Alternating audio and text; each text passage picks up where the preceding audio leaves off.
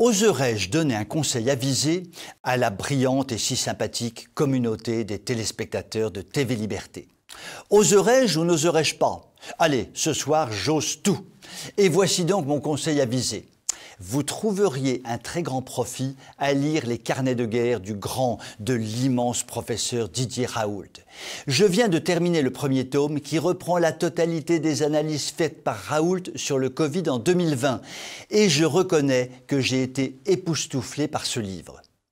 Pourtant, pour m'époustoufler, il faut se lever de bonne heure et peut-être même ne pas se coucher du tout. Alors, en quoi ce livre est-il époustouflant ?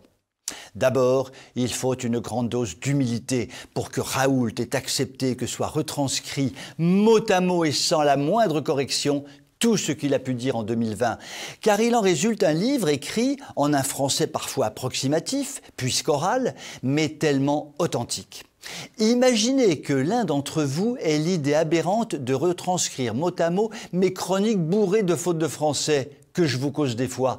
J'en aurais tellement honte que je m'enfermerais définitivement dans un monastère. Eh bien, Raoult, lui, a accepté cette retranscription et ne s'est même pas enfermé dans un monastère. Ensuite, ce grand professeur démolit avec gourmandise les scientifiques autoproclamés, qui sont à la science ce que les rats d'Hidalgogol sont à l'élégance parisienne. Les scientifiques autoproclamés qui ne sont que de stupides scientistes, les politiques arrogants qui ne connaissent rien à rien, les médias nullissimes qui sont d'une vacuité terrifiante, tous sont descendus à la Kalachnikov Raoult dans la joie, dans la bonne humeur et avec bonheur. Un nombre incalculable de pages de son livre démontre de façon implacable que les scientistes de tout poil ne seront jamais des scientifiques.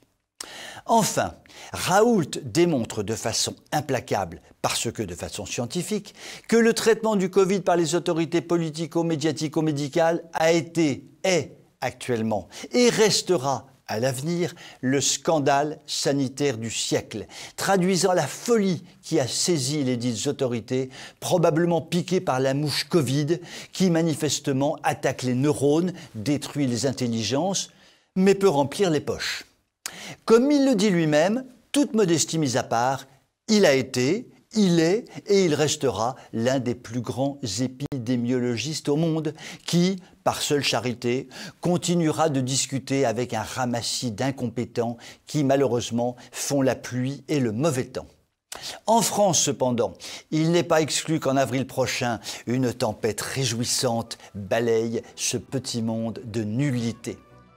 Je vous souhaite une très bonne soirée.